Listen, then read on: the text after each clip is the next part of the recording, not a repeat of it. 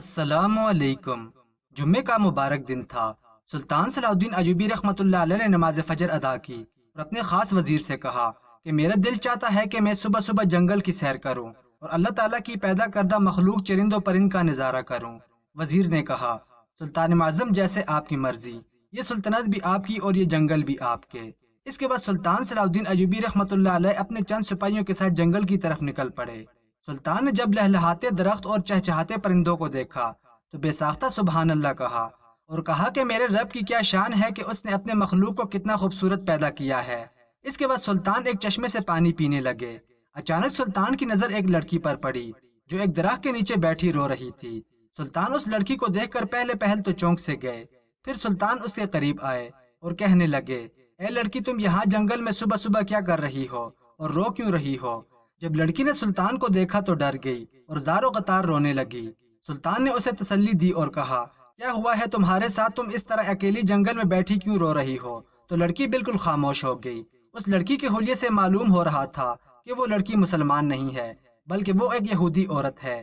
جب سلطان صلاح الدین ایوبی رحمۃ اللہ علیہ نے محسوس کیا کہ لڑکی ڈری ہوئی ہے اور کچھ بول بھی نہیں پا رہی تو سلطان نے اپنے ایک سپاہی کو حکم دیا کہ جا کر ایک کنیز کو بلا کر لے آؤ۔ سلطان کا سپاہی فوراً گھوڑے پر سوار ہوا اور کنیز کو لے آیا۔ پھر سلطان نے اس کنیز کو حکم دیا کہ اس لڑکی کو محل لے چلو۔ سلطان کے حکم پر کنیز اس لڑکی کو محل لے گئی۔ اس کے بعد سلطان واپس اپنے محل کی طرف لوٹ آئے۔ اس کے بعد سلطان نے نماز جمعہ ادا کی اور اپنے دربار میں رعایا کے مسائل سننے لگے۔ اچانک سلطان کو اس لڑکی کا خیال آیا۔ سلطان نے اپنے سپاہیوں کو حکم دیا کہ اس لڑکی کو پیش کیا جائے۔ سپاہی حکم کی تعمیل کرتے ہوئے اس لڑکی کو سلطان کے سامنے لے آئے۔ سلطان نے اس لڑکی سے پوچھا، کیا تم مسلمان ہو؟ تو اس لڑکی نے اپنا سر نفی میں ہلایا اور کہا کہ میں ایک یہودی ہوں۔ سلطان نے کہا، تمہیں ڈرنے کی ضرورت نہیں، یہ سلطان کی عدالت ہے اور سلطان کی عدالت میں سب کو برابر انصاف ملتا ہے، چاہے وہ مسلم ہو یا غیر مسلم۔ دوستو، یہاں آپ کو بتاتے چلیں، اگر کوئی بھی غیر مسلم یا کافر سلطان کی عدالت میں حاضر ہوتا تو سلطان ان کے سوالات کے جواب ضرور دیتے تھے، کیونکہ سلطان کا کہنا تھا کہ میرا کام انصاف دلانا ہے، باقی اللہ کی مرضی، اللہ جسے چاہے ہدایت دے اور جسے چاہے گمراہ رکھے۔ جب سلطان نے اپنی بات مکمل کی تو لڑکی کہنے لگی، سلطان معظم، میں ایک یہودی خاندان سے تعلق رکھتی ہوں، میری چند ماہ پہلے شادی ہوئی ہے، مگر میرا شوہر بہت ہی ظالم انسان ہے، اسے میرے اس وجود پر ذرا بھی رحم نہیں آتا، نہ وہ دن دیکھتا ہے نہ ہی رات دیکھتا ہے، بس اسے اپنے نفس کی خواہش کو پورا کرنا ہوتا ہے۔ سلطان نے کہا، کھل کر بتاؤ تم کیا کہنا چاہتی ہو؟ تو اس نے کہا، سلطان معظم، میرا شوہر دن میں 3 یا 4 دفعہ میرے ساتھ ہم بستری کرتا ہے۔ میں نے اسے لاکھ منع کیا کہ آخر میں بھی تو انسان ہوں، مجھے بھی تکلیف ہوتی ہے، تم تو اپنے نفس کی خواہش کو پورا کر لیتے ہو، مگر جو تکلیف مجھے ہوتی ہے اس تکلیف کو شاید اگر تم میری جگہ ہوتے تو شاید برداشت نہ کر سکتے۔ جب میں نے یہ بات کہی تو میرا شوہر آگ بگولا ہو گیا اور اس نے مجھے صبح صبح ہی گھر سے نکال دیا۔ سلطان معظم، مجھے انصاف چاہیے۔ اور پھر کہنے لگی، سلطان معظم، اگر آپ نے میاں بیوی کی ازدواجی زندگی کے بارے میں ہمیں اچھے سے سمجھایا تو ہم میاں بیوی دونوں مسلمان ہو جائیں گے۔ آپ کا دین اسلام اس کے بارے میں کیا کہتا ہے؟ اور میں نے یہ بھی سنا ہے کہ دین اسلام میں صرف جمعرات اور جمعہ کے دن ہی میاں بیوی ہم بستری کر سکتے ہیں، کیا یہ سچ ہے؟ ہمیں تفصیل سے بتائیے۔ اس لڑکی کی بات سن کر سلطان نے سپاہیوں کو حکم دیا کہ اس کے شوہر کو بھی عدالت میں پیش کیا جائے۔ سلطان کے حکم پر اس کے شوہر کو بھی عدالت میں حاضر کیا گیا۔ سلطان نے اس کے شوہر سے پوچھا، کیا یہ لڑکی سچ کہہ رہی ہے؟ تو اس کے شوہر نے نظریں جھکا لیں اور پھر سلطان نے تمام درباریوں کو بلند آواز میں مخاطب کرتے ہوئے کہا، اے لوگو، آج میں آپ کو میاں بیوی کی ازدواجی زندگی کے بارے میں بتانے لگا ہوں، شاید یہ موقع پھر نہ ملے، اس لیے غور سے سنو۔ اتنا کہنا تھا کہ پورے دربار کے اندر سناٹا چھا گیا۔ پھر سلطان اپنی باروب آواز میں فرمانے لگے۔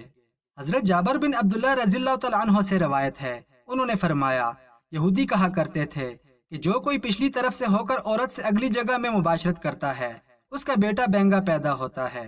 تو اللہ تعالیٰ نے آیت نازل فرمائی جس کا ترجمہ یہ ہے، تمہاری بیویاں تمہاری کھیتیاں ہیں، اپنی کھیتیوں میں جس طرح چاہو آؤ۔ پھر کہنے لگے، ہم بستری جمعہ والے دن کیوں نہیں کرنی چاہیے؟ ہم بستری جمعرات کو کیوں ضروری ہے؟ ہم بستری جمعے کے دن کرنے کے فوائد؟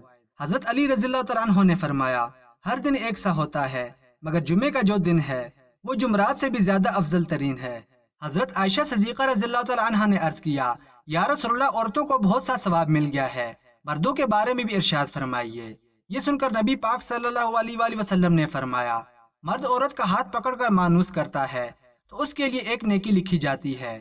جو مرد پیار سے اپنی بیوی کے گلے میں ہاتھ ڈالتا ہے تو اس کے ہاتھ لگانے میں 10 نیکیاں لکھی جاتی ہیں۔ جب وہ اپنی بیوی سے مباشرت کرتا ہے تو دنیا مافیا سے افضل ہوتا ہے۔ جب غسل کرتا ہے تو بدن کے جس بال پر سے پانی گزرتا ہے اس کے لیے ہر بال کے بدلے میں ایک نیکی لکھی جاتی ہے، اور ایک گناہ معاف ہو جاتا ہے، اور ایک درجہ بلند کر دیا جاتا ہے۔ اور غسل کرنے کے عوض میں جو چیز دی جاتی ہے وہ دنیا مافیا سے بہتر ہوتی ہے۔ اور بے شک اللہ تعالیٰ اس پر فخر کرتا ہے اور فرشتوں سے کہتا ہے کہ میرے بندے کی طرف دیکھو کہ ایسی سرد رات غسل جنابت کے لیے اٹھا ہے، اور اس بات پر یقین رکھتا ہے کہ میں اس کا رب ہوں۔ تم اس بات پر گواہ رہو کہ میں نے اس کو بخش دیا۔ جمعرات اور جمعہ کو ہم بستری اور غسل کرنے کی ترغیب اس لیے دی گئی ہے کیونکہ مردوں کو نماز جمعہ کی ادائیگی کے لیے جامع مسجد جانا ہوتا ہے، تاکہ آتے جاتے کہیں نظر پڑنے سے طبیعت میں کسی قسم کی شہوت پیدا نہ ہو، اور خواہش نفس سے اطمینان ہونے کے سبب نماز اور خطبے میں دل جمی حاصل ہو جائے۔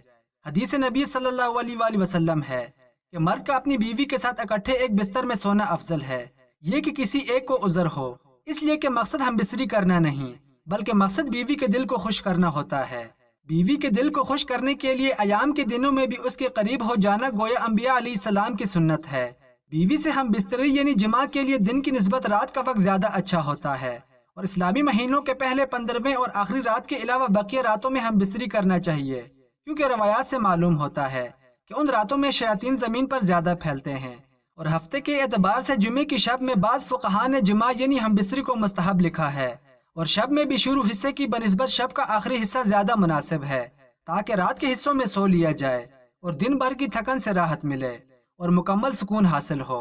اور ایک فائدہ یہ بھی ہے کہ رات کا تھوڑا حصہ ہی جنابت یعنی ناپاکی میں گزرے گا، البتہ رات کا اتنا آخری حصہ بھی نہ ہو کہ پھر دوبارہ آرام کا وقت نہ رہے، کچھ دیر اس کے بعد بھی آرام کر لینا چاہیے۔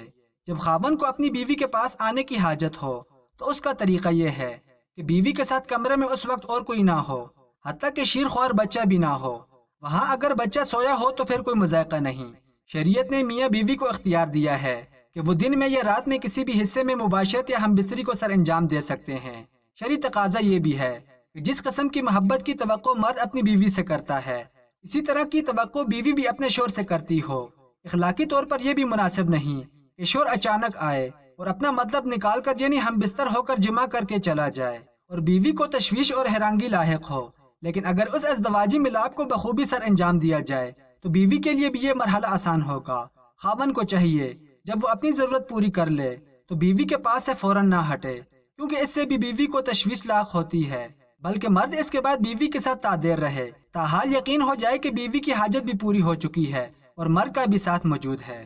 حضرت ابو ہریرہ رضی اللہ تعالیٰ عنہ سے روایت ہے کہ رسول اللہ صلی اللہ علیہ وآلہ وسلم نے فرمایا، جس نے حیض والی عورت سے مباشرت صحبت کی یا عورت کی دوبر میں مباشرت صحبت کی یا کسی کاہن کے پاس گیا اور اس سے غیبی معلومات کے بارے میں کچھ پوچھا اور اس کی کہی ہوئی بات کو سچ مان لیا تو اس نے محمد صلی اللہ علیہ وآلہ وسلم پر نازل کی جانے والی چیز کے ساتھ کفر کیا۔